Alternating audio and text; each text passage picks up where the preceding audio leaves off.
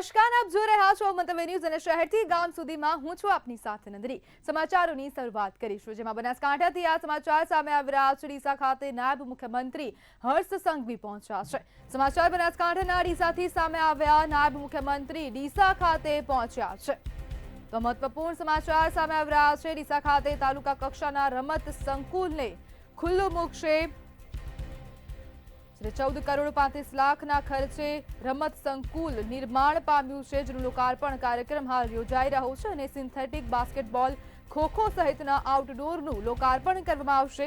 Lawn tennis court, volleyball ground અને long jump સહિતનું લોકાર્પણ કરવામાં આવશે। તો સમાચાર સામે આવી રહ્યા છે। નાયબ મુખ્યમંત્રી હર્ષ સંઘવી ડીસા ખાતે પહોંચ્યા। રમતગમત ક્ષેત્રે જોડાયેલા નાગરિકોને સુવિધા પ્રદાન થશે।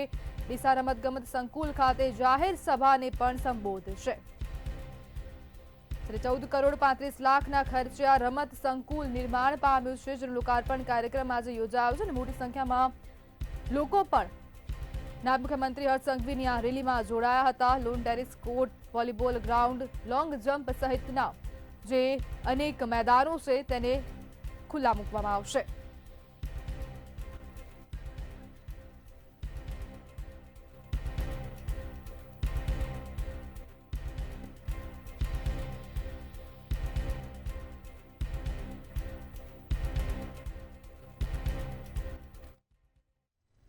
તો મુખ્યમંત્રી ભૂપેન્દ્ર પટેલ રણોત્સવની મુલાકાતે પહોંચ્યા છે। તો આ સમાચાર સામે આવી રહ્યા છે। કચ્છ ખાતેથી રણોત્સવની મુલાકાતે મુખ્યમંત્રી ભૂપેન્દ્ર પટેલ પહોંચ્યા છે। મુખ્યમંત્રી ભૂપેન્દ્ર પટેલ દોડો રણોત્સવમાં પહોંચ્યા છે, મુલાકાતે પહોંચ્યા અને સીએમએ થીમ પેવેલિયનનું ઉદ્ઘાટન કર્યું છે। તો આ સમાચાર મહત્વપૂર્ણ સામે આવી રહ્યા છે, જેમાં સીએમએ ક્રાફ્ટ બજાર અને ફૂડ સ્ટોલની પણ મુલાકાત લીધી હતી। તો રણોત્સવની મુલાકાતે પહોંચ્યા છે અને મુખ્યમંત્રીએ સખી ક્રાફ્ટ બજારને પણ ખુલ્લું મૂક્યું હતું। તો કચ્છ ખાતેથી આ સમાચાર સામે આવી રહ્યા છે, જેમાં હર ઘર સ્વદેશી, ઘર ઘર સ્વદેશીની થીમ પર આ બજારને ખુલ્લું મૂકવામાં આવ્યું છે, જ્યારે સ્વદેશી ચીજ વસ્તુઓ બજારમાં આકર્ષણનું કેન્દ્ર પણ રહ્યા છે।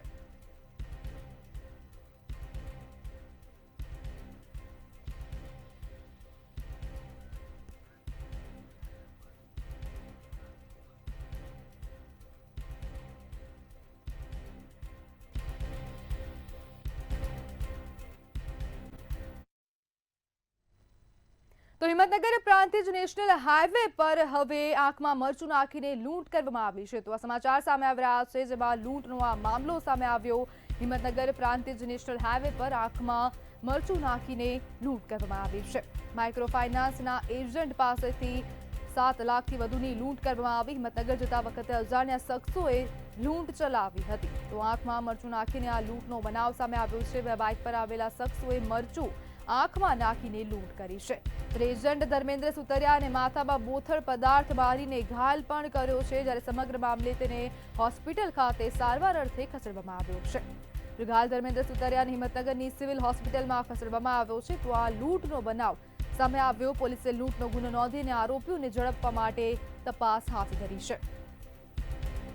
હિંમતનગર જતા વખતે અજાણ્યા શખ્સોએ લૂંટ આચરી હતી અને આંખમાં મરચું નાખીને લૂંટ કરવામાં આવી છે, જ્યારે બે બાઇક પર આ શખ્સો આવ્યા હતા અને આંખમાં મરચું નાખી અને લૂંટ કરી છે। તો આપણી સાથે સંવાદદાતા દીપકસિંહ રાઠોડ જોડાઈ ગયા છે। જી દીપક, હવે આ એક લૂંટનો બનાવ સામે આવ્યો, જેમાં આંખમાં મરચું નાખવામાં આવ્યું છે, શું છે વધુ વિગતો? જી ચોક્કસથી જણાવ્યું હતું કે હિંમતનગર પ્રાંતિજ જે નેશનલ હાઈવે છે તે માઇક્રો ફાઇનાન્સના એજન્ટને આજે લૂંટવામાં આવે છે। કહી શકાય કે આંખમાં મરચું નાખીને 7 લાખ 80,000ની લૂંટ ચલાવી, થેલો ભરેલીને લૂંટ ચલાવવામાં આવી છે। બાઇક લઈને બે શખ્સો હિંમતનગરથી પ્રાંતિજ જવાના દરમિયાન અજાણ્યા શખ્સોએ લૂંટ ચલાવી હતી। બે બાઇક સવાર ઉપર આવેલા શખ્સોએ મરચું નાખીને આખી ઘટના જે લૂંટ કરીને ફરાર થઈ ગયા હતા। કહી શકાય કે જે એજન્ટ છે, જે ધર્મેન્દ્ર સુતરિયા છે, તે એને માથામાં બોટલ પદાર્થ મારીને તેને ફટકો મારીને પણ ઘાયલ થઈ ગયા। ત્યારબાદ ઘાયલને તેને જે એજન્ટ છે તેને હાલ તો હિંમતનગરની જે સિવિલ છે ત્યાં દાખલ કરવામાં આવે છે। કહી શકાય કે જે ઘાયલ છે મહેન્દ્રભાઈ સુતરિયા હિંમતનગરની સિવિલમાં હાલ તો ખસેડવામાં આવે છે। પ્રાંતિજ પોલીસે લૂંટની ગુનો નોંધીને આગળની તપાસ હાથ જે કહી શકાય કે જે આ જે એજન્ટ છે તે એજન્ટ મોટી રકમ ક્યાં લઈ જતો હતો અને શું કરવા લઈ જતો હતો એ એક મોટો પ્રશ્ન કહી શકાય. કે પણ હાલ તો પ્રાંતિજ પોલીસે લૂંટનો ગુનો નોંધીને આગળની કાર્યવાહી હાથ ધરવામાં આવી છે. સમગ્ર માહિતી બદલ આભાર.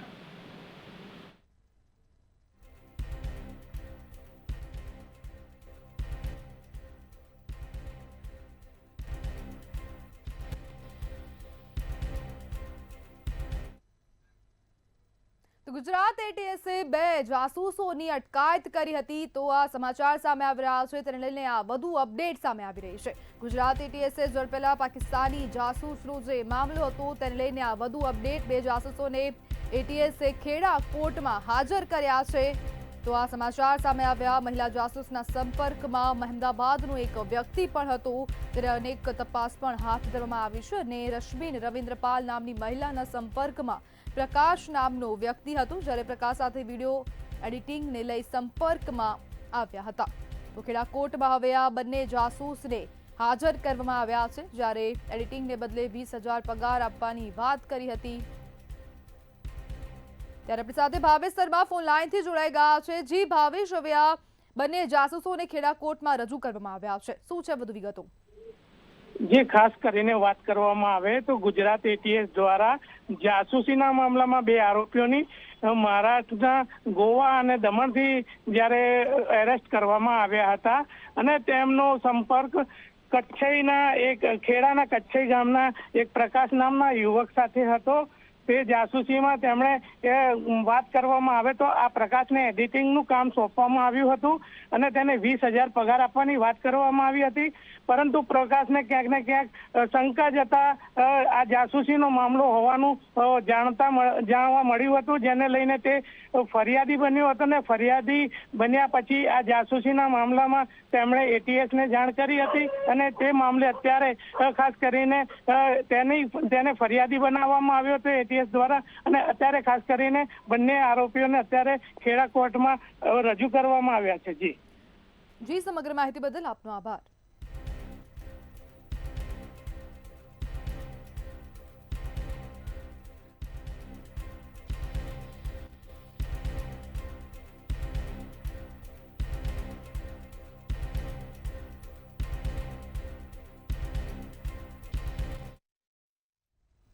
તો સુરેન્દ્રનગર ખાતેથી આ સમાચાર સામે આવી રહ્યા છે, જેમાં એલસીબીના પૂછપરછ રૂમમાં આપઘાતનો આ મામલો સામે આવી રહ્યો છે.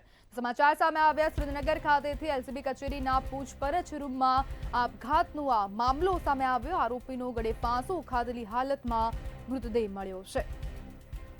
ઝીંઝુવાડા પોલીસના ચોરીના ગુનામાં આ આરોપી ઝડપાયો હતો અને તેને પૂછપરછ રૂમમાં આપઘાત કર્યો છે. આરોપી ગજેન્દ્રસિંહ ઝાલાએ ગળે ફાંસો ખાઈને આત્મહત્યા કરી છે.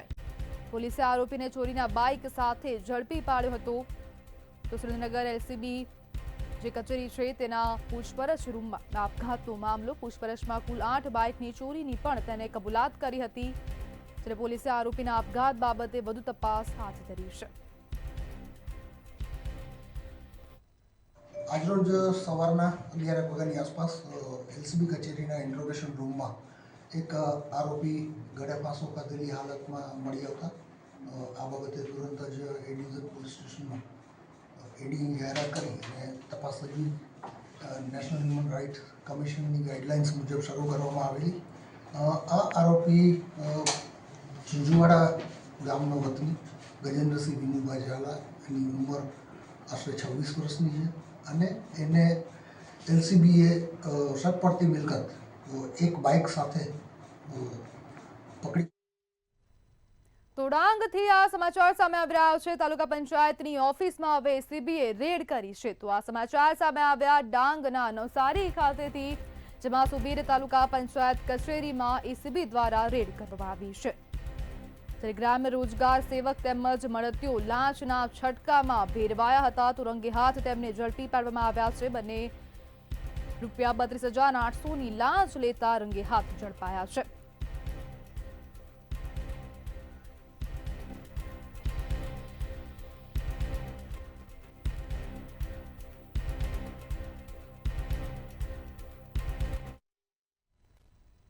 તો તો રાજકોટથી આ સમાચાર સામે આવી રહ્યા છે, જેમાં લાલુ ફિલ્મના પ્રીમિયરમાં જ અફરાતફરીનો માહોલ સર્જાયો હતો તેને લઈને આ વધુ અપડેટ સામે આવી રહી છે। સમાચાર રાજકોટથી સામે આવ્યા। લાલુ ફિલ્મના પ્રીમિયરમાં થયેલી અફરાતફરીનો જે આ મામલો હતો તેમાં વધુ અપડેટ સામે આવી। મોલના મેનેજર બાદ કલાકારો પર પણ કાર્યવાહી કરાઈ છે। મોલમાં હાજર સ્ટારકાસ્ટ, પ્રોડ્યુસર અને ડાયરેક્ટરને પોલીસનું તેડું આવ્યું છે।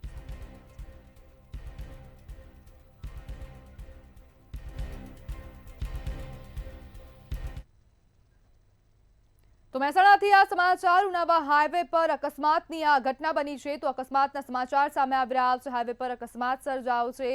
તો અકસ્માતના આ સમાચાર સામે આવ્યા ઉનાવા હાઈવે પરથી। તો હાઈવે પર અકસ્માતની આ ઘટના બની છે। પિકઅપ ડાલાના ચાલકે એક્ટિવા ચાલક દંપતીને ટક્કર મારી હતી, જ્યારે ગંભીર ઇજાઓના કારણે એક ઈસમનું ઘટના સ્થળે જ મોત થયું છે। મહિલાને ગંભીર ઇજાઓ પહોંચતા સારવાર અર્થે હોસ્પિટલ ખસેડવામાં આવી છે। સમગ્ર મામલે પોલીસ પણ ઘટના સ્થળે જોવા મળી હતી।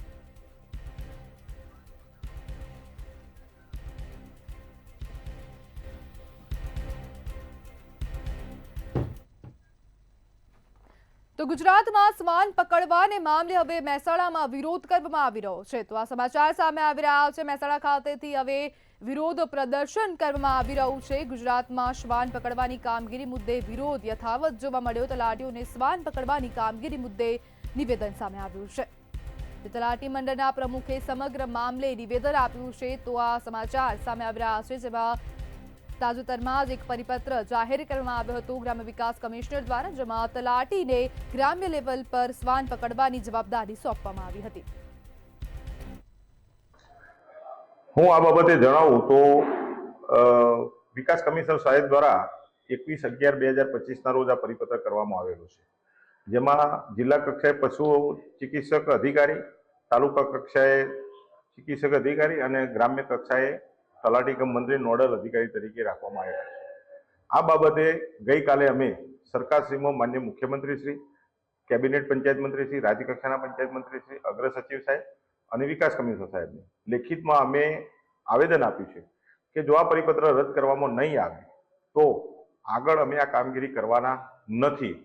અને બીજું કે તલાટીને તમે જુઓ તો અત્યારે એટલી બધી કામગીરી છે અને કામગીરીનું ભારણ છે, જેવી કે હાલ ખેડૂતોની સહાયના જે પાકના દાખલા છે, આસિસ્ટન્ટ બીએલઓની કામગીરી છે, એના સિવાય પંચાયતની કામગીરી, રેવન્યુની કામગીરી, અધર બીજી કામગીરી, તમામ કામગીરી તલાટી કમ મંત્રીના શેરે છે। અને ખરેખર હાલની અંદર આ જે રસીકરણ અને કૂતરા પકડવા બાબતની જે વાત છે એ ખરેખર એક હાસ્યાસ્પદ બનાવવામાં આવી છે, જેથી કરીને તલાટી મંડળ અને તલાટીઓમાં રોષની લાગણી પ્રભુતી ઉઠી છે। આપણે પણ વિરોધ નોંધાવ્યો છે। હા, અમે વિરોધ નોંધાયેલો છે।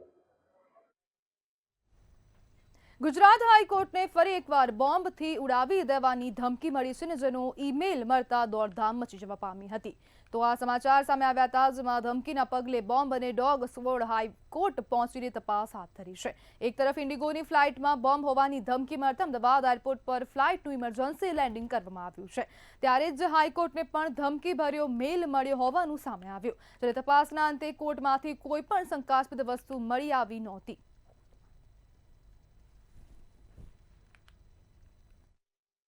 ગુજરાત હાઈકોર્ટને બોમ્બથી ઉડાવી દેવાનો જે મેલ છે તે મેલ મળ્યો હતો, જેના પગલે જે અમદાવાદ પોલીસ છે તે અમદાવાદ પોલીસ હાલ ગુજરાત હાઈકોર્ટ ખાતે પહોંચી છે। જો વાત કરવામાં આવે તો જે પ્રમાણે BDDSની ટીમો, ડોગ સ્ક્વોડની ટીમો અને સાથે જ જે સ્થાનિક પોલીસ છે તે અત્યારે હાલ જે ગુજરાત હાઈકોર્ટ છે તે ગુજરાત હાઈકોર્ટ પહોંચી ગઈ છે અને સાથે જ જે અલગ અલગ જે ચેકિંગ છે તે ચેકિંગ કરવામાં આવી રહ્યું છે। જો વાત કરવામાં આવે તો જે પ્રમાણે પણ જે ગુજરાત હાઈકોર્ટ છે તે ગુજરાત હાઈકોર્ટને બોમ્બથી ઉડાવી દેવાનો જે મેલ છે તે મેલ મળ્યો હતો, જેના પગલે સમગ્ર પરિસરમાં હાલ તો પોલીસ દ્વારા જે ચેકિંગ છે ચેકિંગ કરવામાં આવી રહ્યું છે, પરંતુ જે પ્રમાણે જે હાઈકોર્ટનું કામ છે તે પણ રાબેતા મુજબ ચાલુ છે। એટલે કે કહી શકાય કે જે પ્રમાણે જે ગુજરાત હાઈકોર્ટ છે તેને જે મેલ મળ્યો હતો કે જે ગુજરાત હાઈકોર્ટ છે તે બોમ્બથી ઉડાવી દેવાની ધમકી છે તે ધમકીભર્યો મેલ મળ્યો હતો, જેના પગલે પોલીસ એલર્ટ થઈ ગઈ હતી। પોલીસે અલગ અલગ જગ્યાઓ છે તેની પર ચેકિંગ છે તે ચેકિંગ હાથ ધર્યું હતું।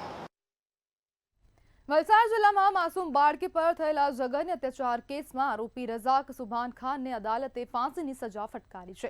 ગૃહમંત્રી હર્ષ સંઘવીએ સોશિયલ મીડિયા પ્લેટફોર્મ એક્સ પર માહિતી આપતા જણાવ્યું કે 2 વર્ષ પહેલા બનેલી આ હૃદયદ્રાવક ઘટનામાં ગરીબ મજૂર પરિવારે તાત્કાલિક ન્યાય મેળવવો જરૂરી હતો। ઘટનાના 48 કલાકમાં ગુજરાત પોલીસે ટેકનોલોજીનો ઉપયોગ કરીને આરોપીની ધરપકડ કરી હતી અને ફક્ત 19 દિવસમાં વૈજ્ઞાનિક પુરાવાઓ સાથે ચાર્જશીટ દાખલ કરી। સ્પેશિયલ પબ્લિક પ્રોસિક્યુટર નિમાતા કેસને વધુ વેગ મળ્યો અને આખરે ફાંસીની સજા આપવામાં આવી છે।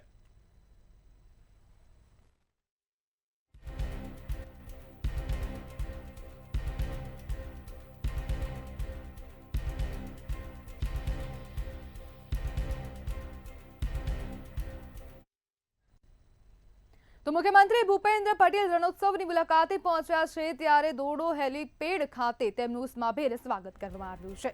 તો આ સમાચાર સામે આવી રહ્યા છે। ધોરડો હેલીપેડ ખાતે મુખ્યમંત્રીનું ઉષ્માભેર સ્વાગત કરાયું। ધોરડો ખાતે મુખ્યમંત્રી રણોત્સવનો શુભારંભ કરશે। એટલે પૂર્ણિમાના દિવસે રણોત્સવ ઉજવવામાં આવે છે તો મુખ્યમંત્રી ભૂપેન્દ્ર પટેલ હાલ રણોત્સવની મુલાકાતે પહોંચ્યા। આજથી 2 માસ માટે સહેલાણીઓ કચ્છ આવશે। મુખ્યમંત્રીએ મુલાકાતે આવેલા પર્યટકો સાથે પણ સંવાદ કર્યો હતો। તો મુખ્યમંત્રી ભૂપેન્દ્ર પટેલ હાલ કચ્છમાં રણોત્સવની મુલાકાતે પહોંચ્યા છે અને પર્યટકોએ રણોત્સવની વ્યવસ્થાઓના ભરપૂર વખાણ કર્યા હતા। જ્યારે મુખ્યમંત્રીએ ત્યાં આવેલા સહેલાણીઓ સાથે પણ વાતચીત કરી હતી। કચ્છના સૌંદર્યથી સહેલાણીઓમાં હવે એક અલગ જ માહોલ છવાયો છે। જ્યારે પૂર્ણિમાના દિવસે રણોત્સવ ઉજવવામાં આવે છે। આજથી 2 માસ માટે સહેલાણીઓ કચ્છ આવશે તો આ કચ્છ રણોત્સવનું આયોજન દર વર્ષે કરવામાં આવે છે અને મુખ્યમંત્રીએ મુલાકાતે આવેલા પર્યટકો સાથે પણ સંવાદ કર્યો હતો। તો મહત્વપૂર્ણ સમાચાર સામે આવી રહ્યા છે। કચ્છ ખાતેથી જ્યારે ધોરડો હેલીપેડ ખાતે મુખ્યમંત્રીનું ઉષ્માભેર સ્વાગત કરવામાં આવ્યું હતું।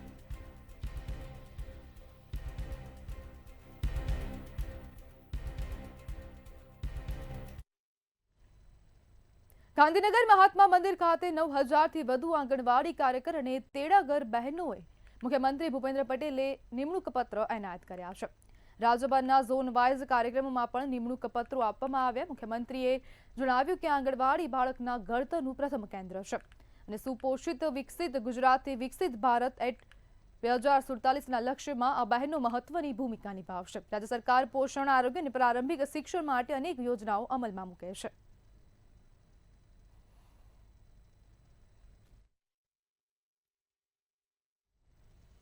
સરદાર પટેલની 150મી જન્મ જયંતિને લઈ પદયાત્રા યોજાઈ રહી છે। ત્યારે કરમસદથી કેવડિયા સુધીની 150 કિલોમીટરની વિશાળકાય રાષ્ટ્રીય એકતા પદયાત્રાનું આયોજન કરાયું છે। આ યાત્રા નર્મદાના નાંદોદના ભદામ ગામે પહોંચી હતી। પદયાત્રા પહોંચતા ભવ્ય સ્વાગત કરવામાં આવ્યું હતું। આ તકે ગામના વરિષ્ઠ નાગરિકો, સ્વતંત્રતા સેનાનીઓના પરિવારજનોએ પ્રશસ્તિ પત્ર આપીને સન્માનિત કરાયા હતા।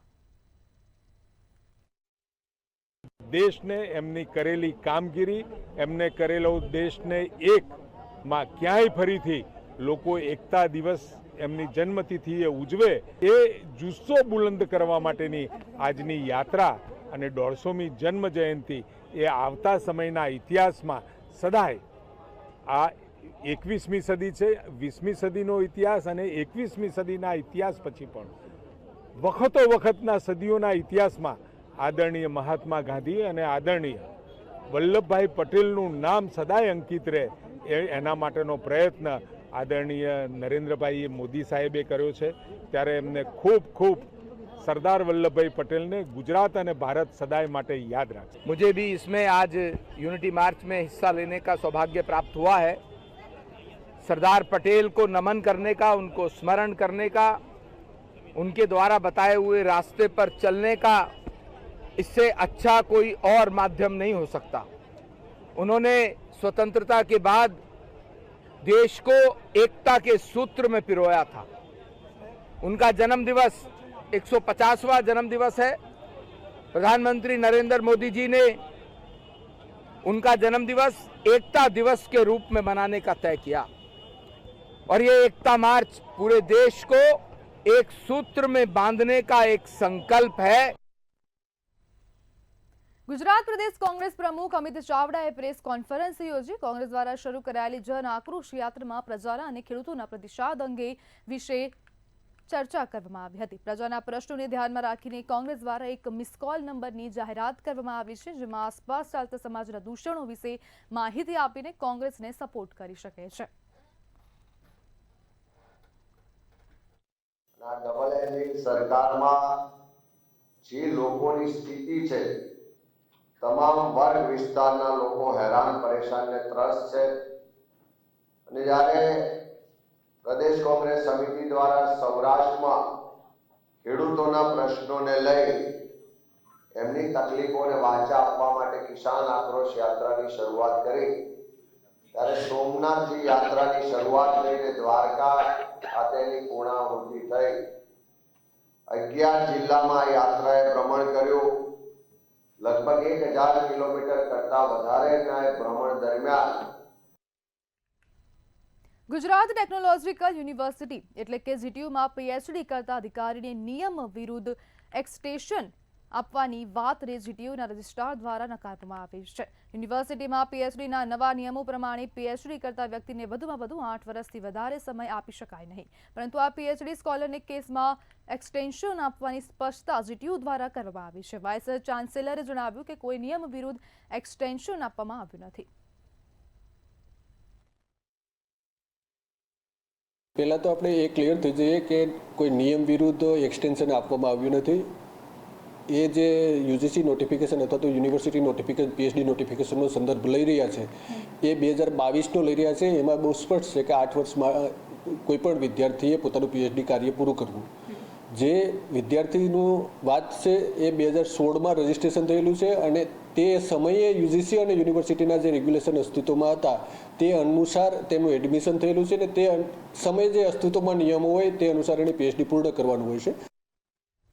તાપી જિલ્લાના છેવાડાના વિસ્તારમાં આવેલા સોનગઢના માણ ગામે સરકારની શિક્ષણ સંબંધિત દાવાઓ પોકળ સાબિત થયા છે। અહીં 5 વર્ગો વચ્ચે માત્ર એક જ શિક્ષકથી શાળા ચલાવવામાં આવે છે, જેને કારણે આદિવાસી બાળકોનું ભવિષ્ય અંધકારમાં ધકેલાઈ રહ્યું છે। નવી બનાવેલી શાળાનું મકાન પણ શરૂઆતના મહિનાઓમાં જ ભ્રષ્ટાચારના કારણે તિરાડોથી ડોકાવા લાગ્યું છે। શાળામાં શૌચાલય ન હોવાથી સ્વચ્છ ભારત અભિયાનની ધજિયા ઉડતી દેખાઈ રહી છે। ગ્રામજનો પૂરતા શિક્ષકોની નિમણૂક અને હલકી કક્ષાનું બાંધકામ કરનાર કોન્ટ્રાક્ટર સામે કડક કાર્યવાહી કરવાની માંગ કરી રહ્યા છે।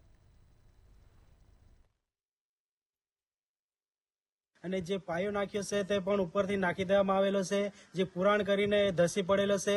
અને જે મકાન બન્યું છે અમને અમે પૂછ્યું ત્યારે કે 27 લાખનો ગ્રાન્ટ છે, પણ 27 લાખનું કોઈ કામ દેખાતું નથી। અને જે મકાન બન્યું છે એની અંદર જે મિસ્ત્રીઓ કે જે કારીગરોએ કામ કર્યું છે કઈ અણંબામાં નથી, કઈ લેવલની અંદર નથી। અને જે મકાન બનાવ્યું છે અને દાદરાની જો પ્લાન હતું એ અંદરથી લેવામાં આવેલું છે અને એ દાદરા પર કઈ કેબિન કે કઈ પતરાવાળું શેડ કઈ બનાવ્યું નથી। અને જે ચોમાસાનું પાણી આવે છે એ બધું અંદર એ ઓરડા પર આવે છે, ઓરડા પરથી ડાયરેક્ટ ક્લાસની અંદર ભરાય છે। કુંવરજીભાઈ, અહીંયા કેટલા ધોરણ સુધીની શાળા છે? અહીંયા 1 થી 5 અને ટીચર કેટલા છે? ફક્ત 1 છે, મુખ્ય શિક્ષક તરીકે હો। મુખ્ય શિક્ષક એકના ભરોસે આખી સ્કૂલ ચાલે? અને અત્યારે એસઆઈઆર ની કામગીરી કે એવું તેવું કરવા માટે કોઈ મીટિંગ માટે બહાર જાય ત્યારે સ્કૂલમાં કોણ ભણાવે? બંધ જ રહે। બંધ રહે, રામ ભરોસે? હા, કોઈ છે ભણાવવાળું નથી? તો તમને એવું ચિંતા નહીં થાય કે આવી સ્કૂલમાં તમારા બાળક ભણીને એનું ભવિષ્ય શું થશે? ચિંતા તો થાય। એ લોકોને 5મા ધોરણથી કક્કા કે બારાખડી કે એકડા બી આવડે ખરા કે? ના, એવો લડ પડે છોકરાઓને, પૂછવા જોઈએ તો કોઈ આવડતું નથી। આજે અમે તાપી જિલ્લાના છેવાડે આવેલા ઓટા પંચાયતના માળ ગામે આવ્યા છે અને અમારી પાછળ આપ જોઈ શકો છો કે માળ ગામની પ્રાથમિક શાળા છે, ધોરણ 1 થી 5 સુધીની શાળા છે। પણ આ શાળા જાણે ભ્રષ્ટાચારથી સર્જન થયું હોય એવી શાળાનું નવું મકાન બન્યું છે। શાળાના મકાન બન્યાને હજુ તો 2-4 મહિના પણ નથી થયા અને એના પાયા જે છે એ પાયા એકદમ ઉપરથી લઈ લેવામાં આવ્યા હતા અને એ બધું ધસી પડે એવી કન્ડિશનમાં આવી ગયું છે। તો આ શાળામાં ધોરણ 1 થી 5ના બાળકો ભણે છે।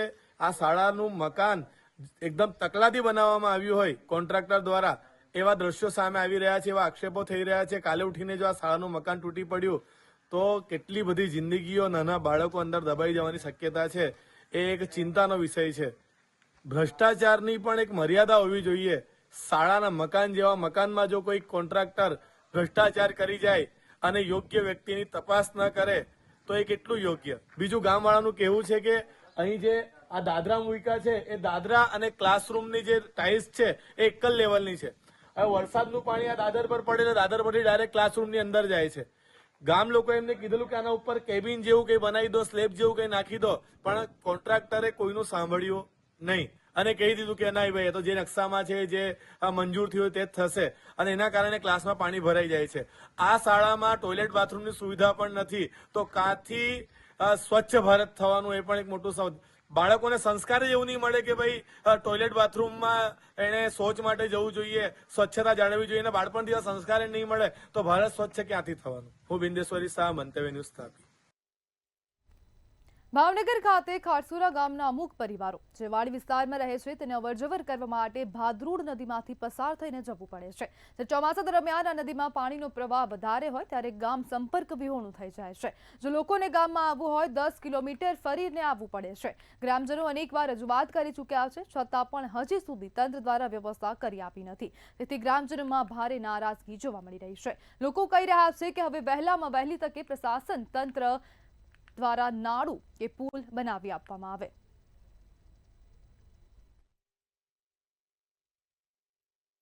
નાના બાળકો હોય તો બાળકોને તેડીને ભણવા માટે સામા કાંઠે મેળવા આવવા પડે, દરરોજ માટે સાંજના લેવા પણ આવવા પડે છે. અને જો ચોમાસાના સમયમાં કોઈને દવાખાનું કે કોઈ તકલીફ હોય તો નદીમાં ઉતરાય એવી પરિસ્થિતિ છે નહીં.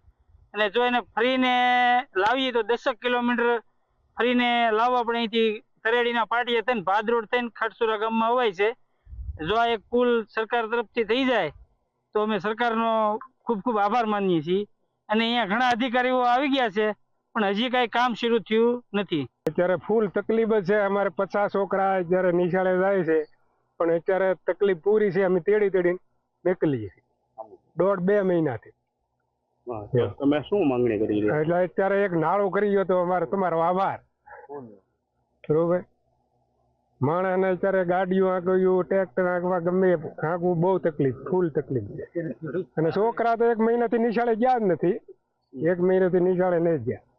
મહુવા તાલુકાનું જે ખાટસુરા ગામ આવેલું છે, ખાટસુરા ગામની અંદર એક મુશ્કેલીનો સામનો લોકો કરી રહ્યા છે. મુશ્કેલીનો સામનો એવો કરવાનો વારો આવી ચૂક્યો છે કે ખાટસુરા નવું અને જૂનું 2 ખાટસુરા ગામ આવેલું છે, જે 2 ભાગમાં નદીના લઈને વહેંચાઈ ચૂક્યું છે. તેને લઈને અત્યારે લોકો એક ભારે મુશ્કેલીનો સામનો કરવાનો વારો આવી ચૂક્યો છે.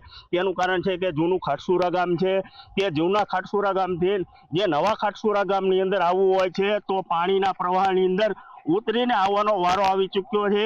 ત્યારે ચોક્કસ પ્રમાણે કહી શકાય કે આમ તો જ્યારે કોઈ ઇમરજન્સી કેસ હોય કે ડિલિવરીનો કેસ હોય કે દવાખાનાનો કેસ હોય ત્યારે પારિવારિક મુશ્કેલીનો સામનો કરવાનો વારો આવી ચૂક્યો છે.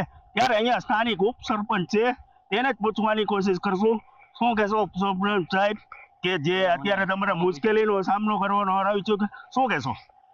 મારું નામ વાળા અજયભાઈ દેવતભાઈ છે, ખાટસુરા ગામ ઉપસરપંચ. હવે તાત્કાલિક ધોરણે જો પુલ બની જાય બરોબર તો આપણે સરકારશ્રીનો મુશ્કેલી ખૂબ જ છે. મુશ્કેલી જૂના ગામમાંથી નવા ગામમાં આવવું અત્યારે કેવી મુશ્કેલી એટલે 1.5-2 મહિનાથી ચલાઈ શકે તેમ જ નથી એવું છે. તમારે આવું કઈ રીતે આવો તમે? અને આપણે આવવા માટે તો ફરીને ભાદરથી 10-12 કિલોમીટર ફરીને આવવું પડે, ભાદર તરેડીના પાટિયાથી. ત્યારે ચોક્કસ પ્રમાણે કહી શકાય કે 10-12 કિલોમીટર જેટલો અંતર કાપીને નવા ગામની અંદર આવવાનો વારો આવી ચૂક્યો છે. ત્યારે હું તમને સીધા જ જે દ્રશ્યો મંતવ્ય ન્યૂઝની ટીવી સ્ક્રીન ઉપર નિહાળી રહ્યા છો તે જે નદીની પ્રવાહની અંદર, ઊંડા પ્રવાહની અંદર ચાલીને જ લોકો જૂના ગામની અંદર પ્રવેશ કરી રહ્યા છે. તે કાંઈક ને કાંઈક લોકો ભારે નારાજગી વ્યક્ત કરી રહ્યા છે ને પ્રશાસન પાસે પુલ બનાવવાની માંગ કરી રહ્યા છે. કેમેરામેન હિંમત મકવાણા સાથે હર્ષદ દસાડિયા, મંતવ્ય ન્યૂઝ, મહુવા. તો સમાચારોમાં હાલ બસ આટલું જ. વધુ માહિતી માટે જોતા રહો મંતવ્ય ન્યૂઝ. નમસ્કાર.